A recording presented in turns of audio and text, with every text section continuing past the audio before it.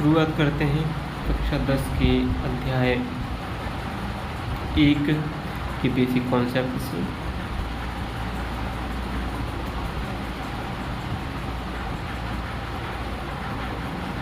अध्याय 1 कौन सा है? वास्तविक संख्याएं।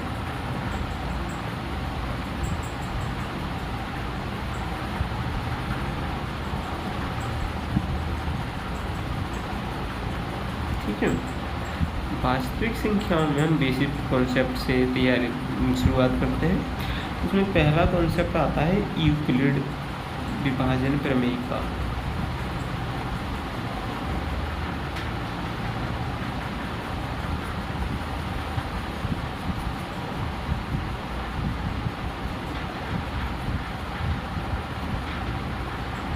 ये क्या चीज़ है, आइए इसे देखते हैं। तो जहाँ तक हमने गणित में पढ़ा है तो वहाँ पे एक चीज़ लिखी होती है A = B = Q + R, और साइड में लिखा रहता है कि 0 > R एंड B। तो हम इसको जानने की कोशिश करते हैं ये क्या लिखा होता है। कभी कभी हमारी समझ में नहीं आता है। मैं जब पढ़ाता था तो बच्चे बड़ा कन्फ्यूजन होते थे, पूछते थे कि ये किताबी भाषा समझ में नहीं आती है। तो मैंने आपको वादा किया है मैं सरल भाषा में समझाऊंगा इसे। तो सरलता के लिए हम समझते हैं इसे।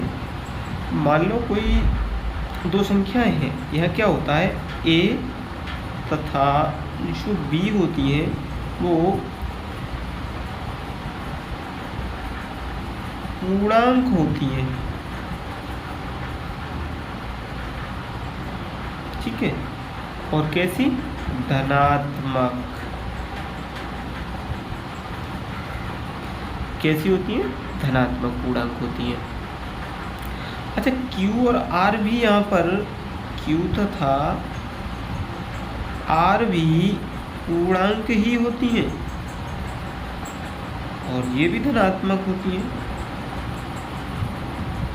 अब बात आ जाती है कि हम पूर्णांकों को जानने से पहले कुछ चीज़ जानें, तो उसके लिए मैं चलो आगे ले चलता हूँ। उसे जानने के लिए हमें 2-3 चीज़ें जाननी होगी। क्या जाननी होगी? हमें जानना होगा प्राकृत संख्याएं, हमें प्राकृत संख्याएं जाननी होगी, हमें पूर्ण संख्याएं जाननी होगी, पूर्ण संख्याएं जाननी होगी और जाननी होंगी। उसके बाद हम पता कर पाएंगे पूर्णांक क्या होते हैं। तो आइए हम प्राकृतिक संख्या बताते हैं। प्राकृत या प्राकृतिक संख्याएं बोली जाती हैं।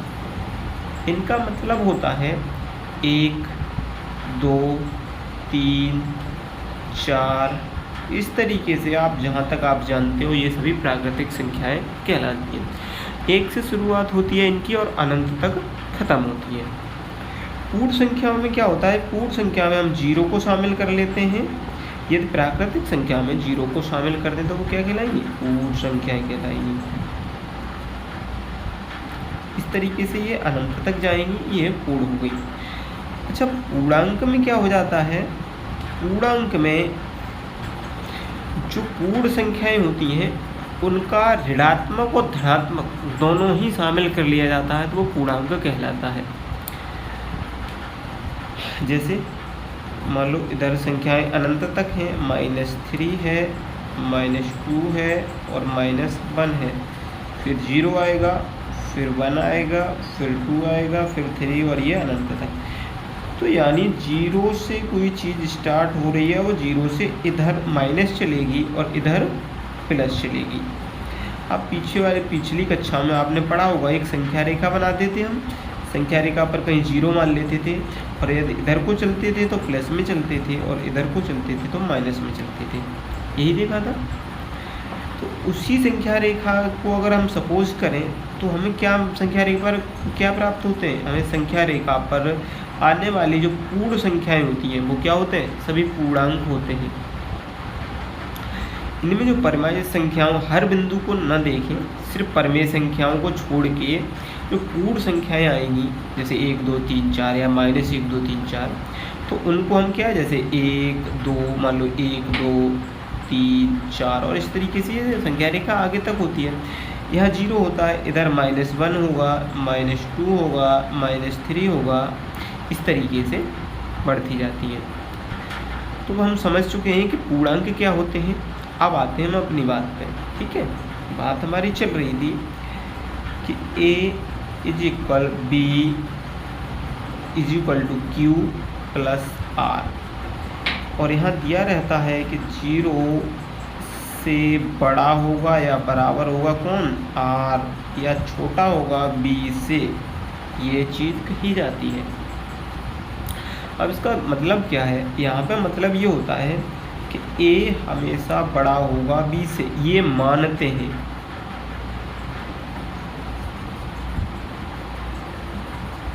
ठीक है, यही माना जाता है, यही माना जाता है कि जो A होगा हमेशा B से बड़ा आएगा।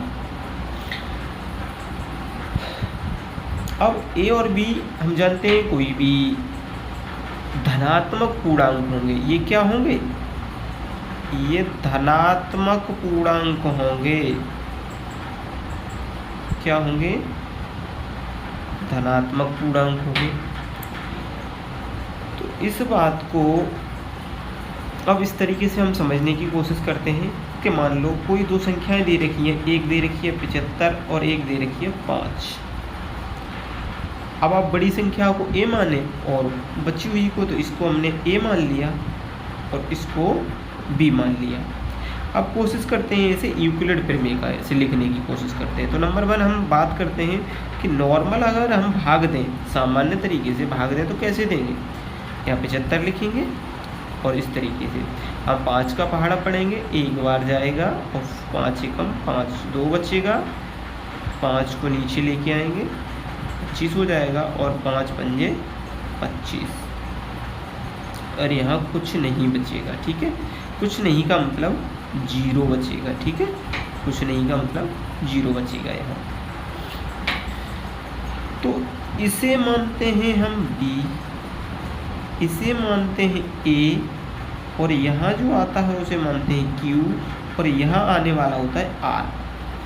ठीक है,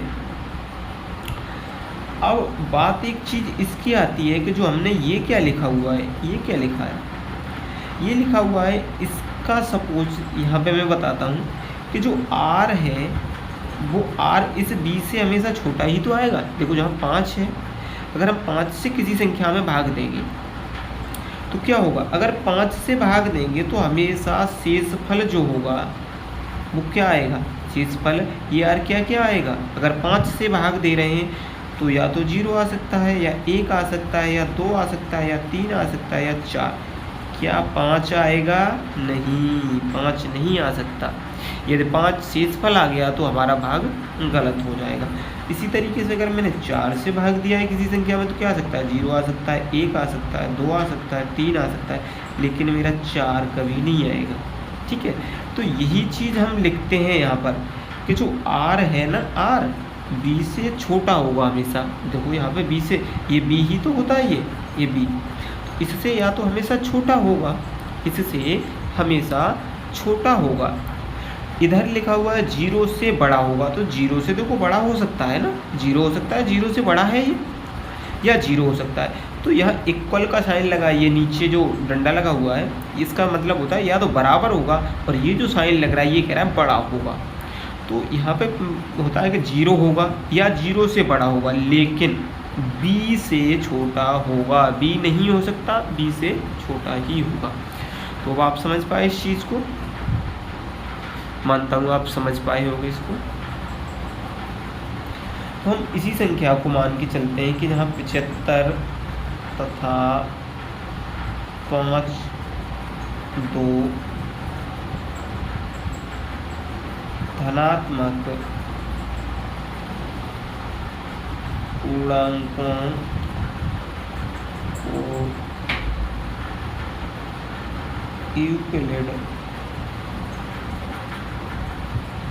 विभाजन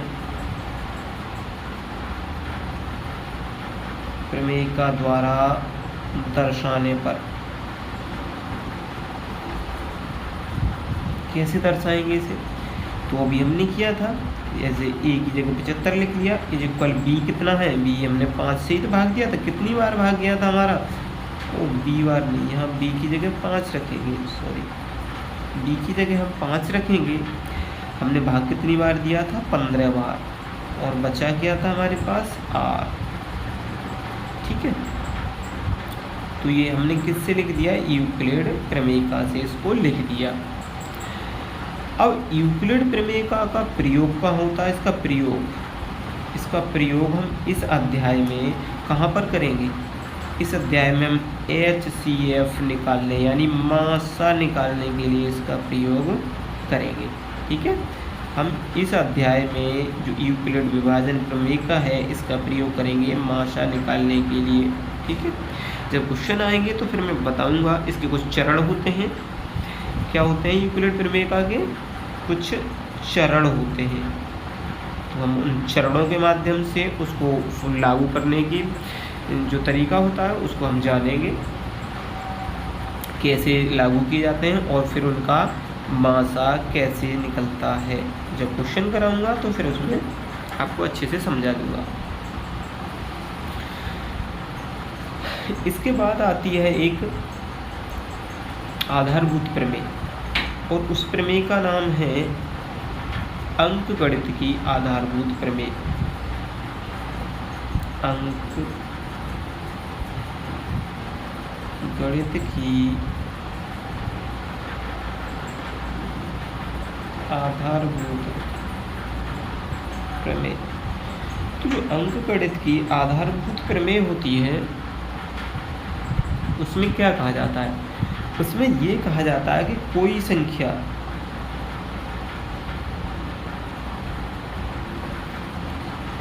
संख्या दी है, ठीक है, और उसके गुणनखंड निकाल लें आप।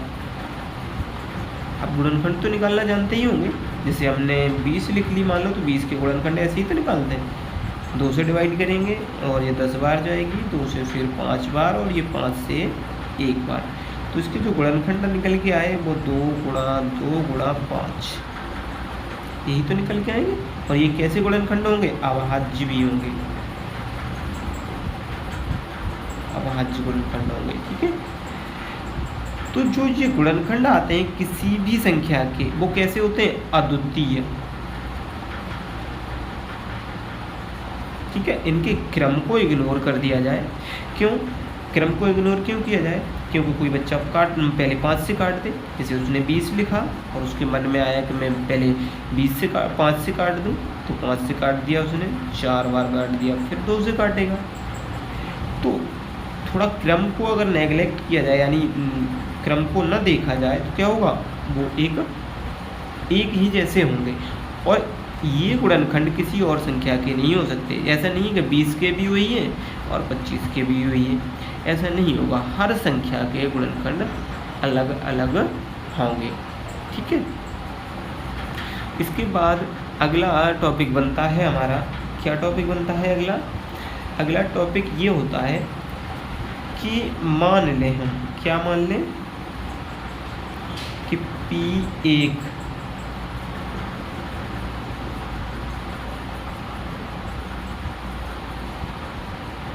अभाज्य संख्या है। P कैसी? एक अभाज्य संख्या है, और A² P से विभाजित हो जाता है, P से विभाजित हो जाता है। अब A² P से विभाजित हो जाता है, तो A भी P से विभाजित होगा,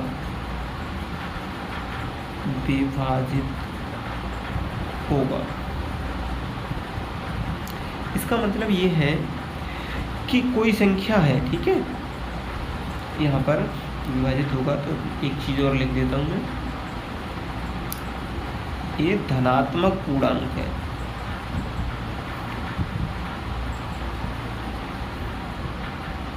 मान लो कोई संख्या a दे रखी है, क्या दे रखी है? a।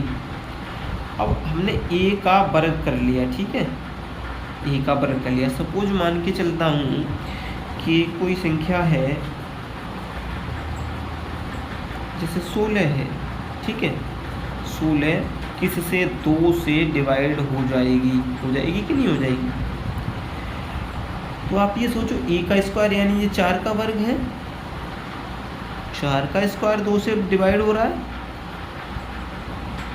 अगर, तो क्या होगा, ए भी टी से विभाजित होगा। तो अब जो ए स्क्वायर है, हम स्क्वायर हटा दें, अगर मान लें ये स्क्वायर हट गया तो ए बराबर कितना रह गया, 4 रह गया। तो देखो 2 से ये 4 कट रहा है कि नहीं कट रहा है, 2 बार कट रहा है।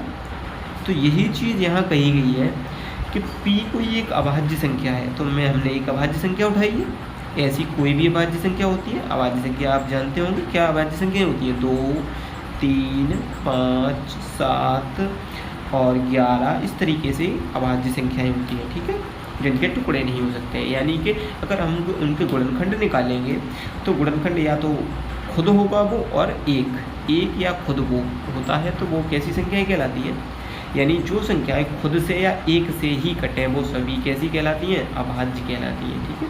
तो हमने एक अभाज्य संख्या उठाई। अभाज्य संख्या किसी भी ए स्क्वायर को हमने माना ए बराबर मान लिया 4, तो 4 के स्क्वायर को अगर काटती है तो वो 4 को भी काटेगी, यानी ए को भी काटेगी। यही चीज़ हमने यहाँ समझने की कोशिश की है। अच्छा, इसका प्रयोग कहाँ होगा? जब इसका प्रयोग होगा हम सिद्ध करना सिखाएंगे आपको इस चैप्टर में कि कोई भी संख्या परमेय संख्या है या नहीं।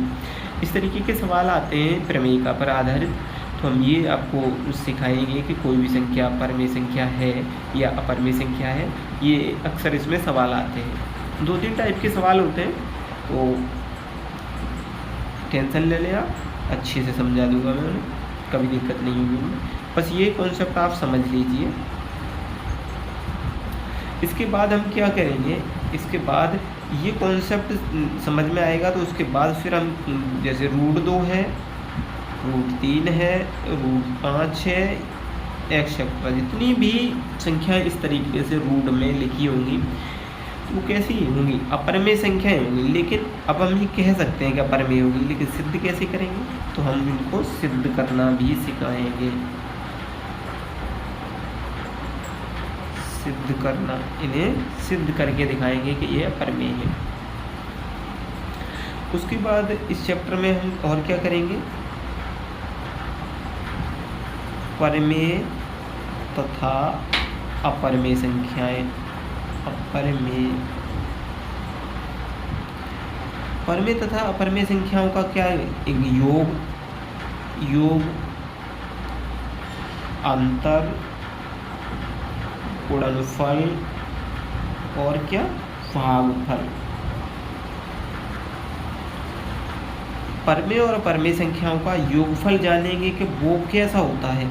तो मैं आपको बता दूं, परमेय और अपरमेय संख्याओं का योग अगर हम एक अपरमेय संख्या लेंगे, वो एक परमेय संख्या लेंगे, एक अपरमेय, यानी एक अपरमेय या एक परमेय कैसे भी ले सकते हैं आगे पीछे करके।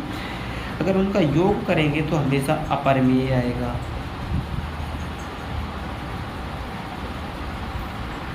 उनका अंतर अपरमेय आएगा, ठीक है। इस तरीके से गुणनफल और भागफल भी अपरमेय ही होगा, ठीक है। इस चीज़ को आगे हम सिद्ध भी करेंगे, तो जब सवाल आएंगे तो सवालों में करके दिखाएंगे क्या होगा इसमें।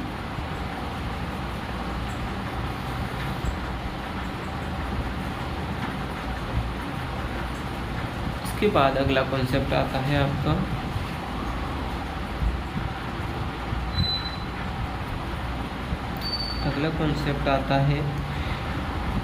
कि कोई दो संख्याएं a और b दे रखी हैं, तो ठीक है।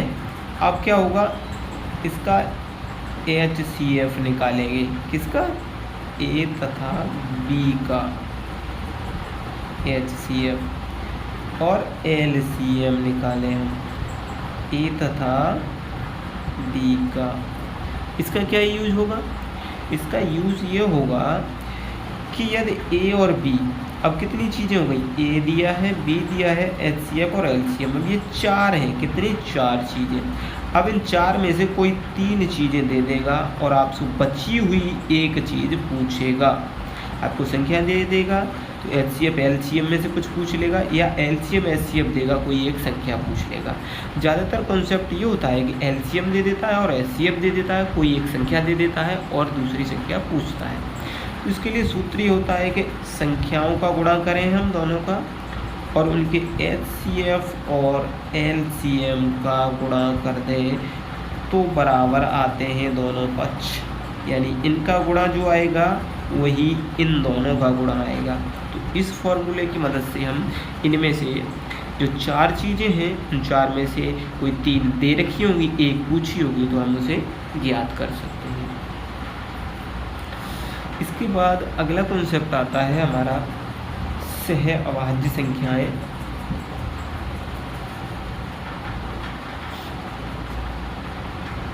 ये जाने पहले सह अभाज्य संख्याएं।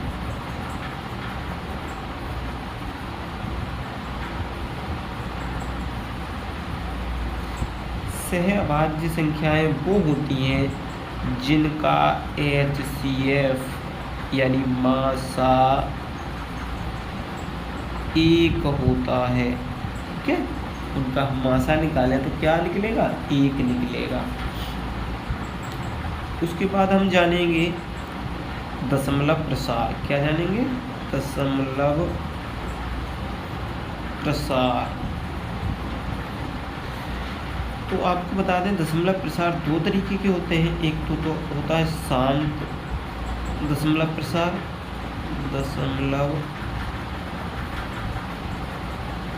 प्रसार, और दूसरा होता है अशांत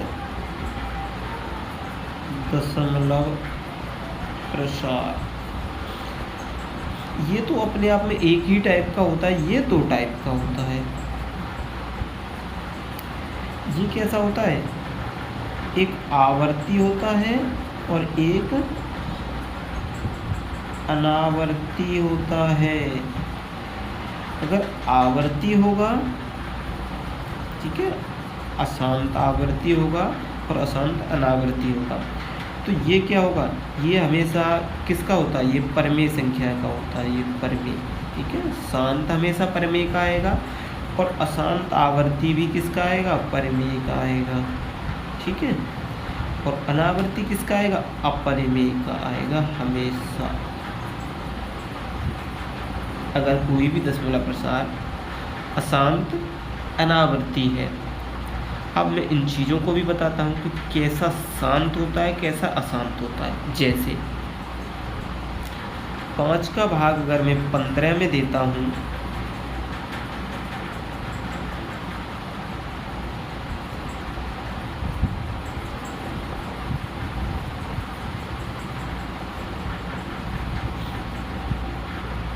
नहीं, 5 का 15 में नहीं, अगर मैं 5 का भाग मानो 51 में दे रहा हूँ। ठीक है, तो कैसे देंगे, 5 एकम 5, या कुछ बचेगा, नहीं बचेगा, 1 का उतारा लेंगे। क्या भाग जाने की संभावना नहीं जाएगा, तो भाग टूटने की एक 0 लगेगी, फिर हम पॉइंट लगा लेंगे और 0 बढ़ा लेंगे, और ये 2 बार पूरा 5 दूनी 10 चला जाएगा।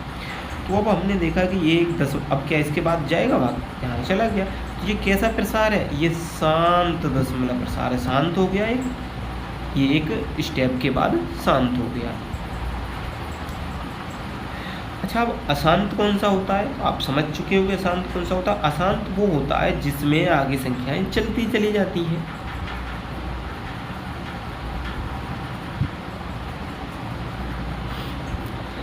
अब अशांत में होता ये है कि एक आवृत्ति होता है, एक अनावृत्ति। आवृत्ति का मतलब ये होता है कि जैसे दशमलव के बाद आने वाली संख्याएं एक पल के बाद क्रम में आने लगती हैं। कैसी, जैसे अगर मैं 3 का भाग 10 में दूँ तो क्या आएगा, 3 तिया 9, 1 बचेगा, दशमलव लगाएंगे, फिर 0 लगाएंगे, फिर 3 तिया 9, तो ये क्या होगा, ये देखो एक ही अंक की बार बार आवृत्ति हो रही है। तो ये कैसा है, अशांत तो है पर कैसा है, आवर्ती है। ये कैसा है, आवर्ती है। तो ये शांत है, ये कैसी होगी, परमेय होगी। आप देख सकते हैं परमेय आपने पढ़ा भी होगा कि P/Q के रूप में लिखी जाती है, जहाँ Q इज नॉट इक्वल 0 होता है। तो मैं इस संख्या को अगर लिखना चाहूँ तो कैसे लिखूँगा, 51/5। तो 51/5 क्या है, एक परमेय संख्या है। ऐसे ही यहाँ अशांत आवर्ती है, आवर्ती तो है, तो ये भी कैसी है, परमेय संख्या है एक। तो मैं आगे अगर बात करूँ तो इसको कैसे लिखूँगा, इसे लिखूँगा 10/3। तो देखो 10/3 भी कैसी है, एक परमेय संख्या है। ठीक है, तो ये दोनों दशमलव प्रसार कैसे हो गए, ये दशमलव प्रसार कैसे हो गए, दोनों ही दशमलव प्रसार परमेय संख्याओं के हो गए। अब इसके बाद आता है अशांत अनावर्ती।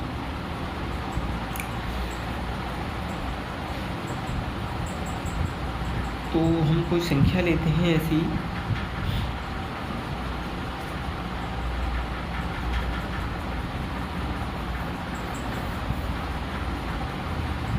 जिसे मान लो मैं 7 का 22 में भाग दूँ, 7 या 21 आया, फिर क्या बचा, 1 बचा, दशमलव लगाया, 0 बढ़ाया, 7 एकम 7, कितना बचा, 3 बचा, फिर 0 लगाया, 7 चौको 28 और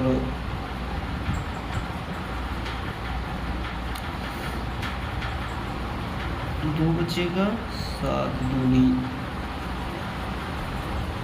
14 होगा, फिर 7 बचेगा और 0 बढ़ा लेंगे, अब आएगा हमारा 7 8 56, 7 63, ओह गलत हो गया, 6 बचेगा, 7 8 56 होगा। ठीक है, 4 बचेगा। इस तरीके से हम देख रहे हैं यहाँ पे संख्याएं आती जा रही हैं। ये कैसा दशमलव प्रसार है, ये अशांत है। इसमें भी एक ऐसा होता है कि जैसे मान लो ये संख्या हमने अभी पीछे देखा था कि उसमें 3 3 3 ऐसे करके आ रहा था। कभी कभी ऐसा भी हो जाता है जैसे कोई संख्या मान लो 2, 1 2 3 1 2 3 1 2 3 इस तरीके से क्या होती है, रिवाइज होती है। तो ये भी अशांत तो होता है पर आवर्ती होता है, क्योंकि देखो ये पेयर वाइज चल रही होती है। तो इसी के साथ एक कॉन्सेप्ट और बता दूं, मैंने ऐसे लिखा, आपने कहीं देखा होगा जैसे 3.3 पे बार ऐसे लिखा है, तो इसका मतलब ये 3 का रिपीटेशन है। अगर कहीं लिखा है 2.2 1 2 3 पे बार, इसका मतलब है ये 3 संख्याएं बार बार रिपीट हो रही है। ठीक है, ये तो रहे दशमलव प्रसार। अब दशमलव प्रसारों में बात आती है कि कोई भी परमेय संख्या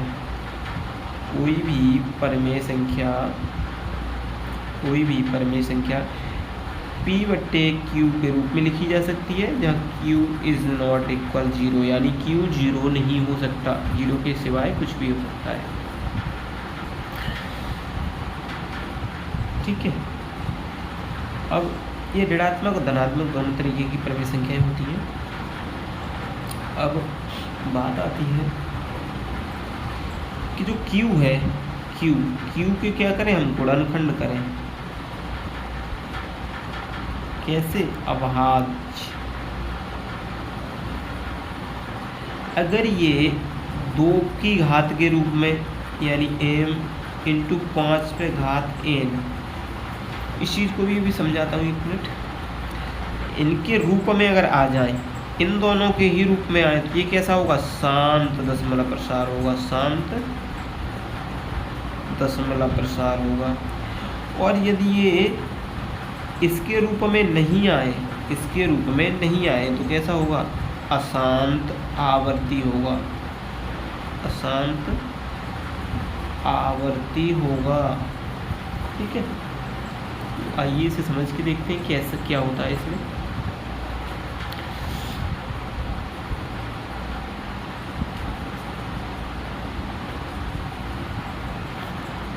जैसे मैंने कोई संख्या लिख ली, मान लो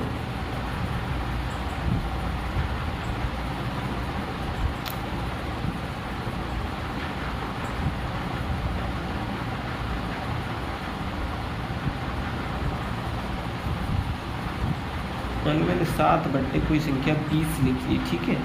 अब यहाँ ये क्या है, क्यू है। अब हम क्यू पे क्या करते हैं, गुणनखंड, तो 20 के गुणनखंड यदि करें तो कितना आएगा,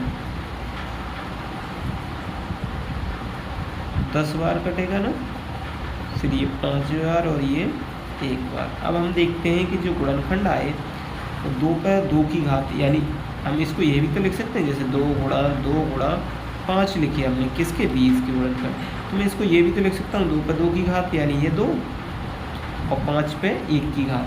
तो अब हमने देखा कि ये 2 पे m और 5 पे n की घात के रूप में लिख गए कि नहीं लिखे। इसका मतलब इसका दशमलव, इस भिन्न का जो दशमलव प्रसार होगा, अगर इसे भाग 20 का हम 7 में भाग देंगे तो कैसा, एक ऐसी कंडीशन आएगी कि भाग पूरा पूरा चला जाएगा, यानी शांत दशमलव प्रसार होगा। अगर इसी जगह पर कुछ ऐसी संख्या हो जिनके गुणनखंडों में 2 और 5 के सिवाय कोई और, इसके सिवाय कोई और संख्या अगर आ जाए तो क्या होगा, वो अशांत होगा, अशांत आवर्ती होगा। इसका मतलब पूरा पूरा भाग नहीं जाएगा, वो चलता ही रहेगा, वो पूर्णतः चलता रहेगा। और इसके बाद हम क्या सीखें, इसके बाद लास्ट टॉपिक बचता है, हम क्या सिद्ध करना सीखेंगे। सिद्ध करना क्या, अपरिमेय संख्या।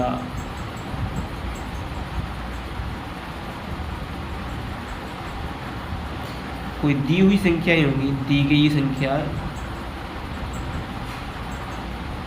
संख्या को पूछेगा कि वो परमेय है या अपरमेय है, तो हम उसको सिद्ध करना सीखेंगे। तो जैसे ही प्रश्नावली शुरू होगी, मैंने अभी कोई एग्जाम्पल इसलिए नहीं बताया क्योंकि वीडियो कुछ बड़ा हो रहा है,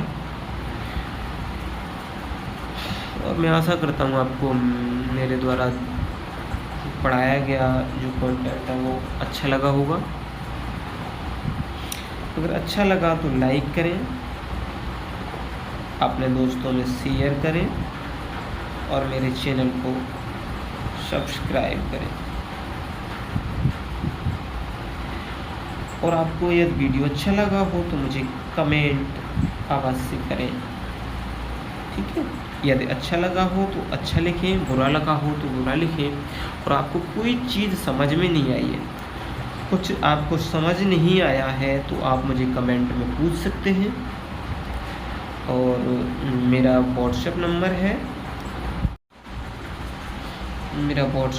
है, उस पर आप मुझे व्हाट्सएप कर सकते हैं। क्षमा चाहूँगा, वीडियो बीच में कट हो गया था। तो मेरा व्हाट्सएप नंबर है, उस पर आप मुझे व्हाट्सएप करते हैं। प्लीज़ कॉल ना करें, सिर्फ आप अपने क्वेरीज और क्वेश्चनों का व्हाट्सएप करें, ठीक है। और ख़ास करके ध्यान रहे, गणित से संबंधित और अपनी क्लास से संबंधित समस्याएं ही पूछें, कुछ इतर न पूछें। कोई ऐसा ना हो कि आपके लेवल से बड़ा हो और आप उसे पूछें। मैं मानता हूं कि मुझे आपको विद्वान नहीं बनाना, मुझे सिर्फ आपको एग्ज़ाम क्रैक करना है और एग्ज़ाम में अच्छे से अच्छे मार्क दिलाना है, ठीक है। समझता हूं कि आप मेरे द्वारा दी गई जानकारी से संतुष्ट होंगे। तो मेरा जो व्हाट्सएप नंबर है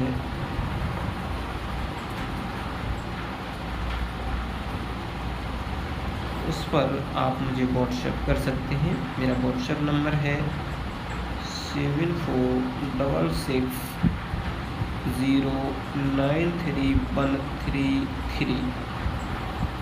इस पर सिर्फ व्हाट्सएप करें, कोई कॉल न करें और कोई इस पर नंबर वगैरह मेरा लगेगा नहीं, इसलिए आप उस बेफिजूल कोशिश नहीं करें। इस पर क्या अपनी समस्याएं भेज सकते हैं मुझे,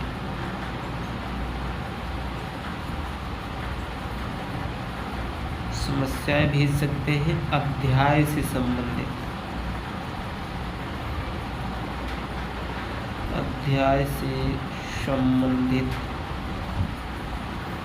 ठीक है। इसी तरह आप अगर कुछ भी भेजेंगे तो मैं उसे इग्नोर कर दूंगा और आपका जवाब नहीं होगा। और अगर आप संबंधित पूछते हैं तो मैं हो सकेगा एक या दूसरे दिन या 1-2 दिन बाद आपका जवाब अवश्य दूंगा। ठीक, आशा करता हूँ मेरे द्वारा पढ़ाया गया कॉन्सेप्ट आपको अच्छा लगा होगा। आज के लिए इतना ही, बाकी कल या अगली वीडियो में मैं पहली प्रश्नावली लेके आऊँगा। तब तक के लिए स्वस्थ रहिए, मस्त रहिए। Take care and bye bye all student.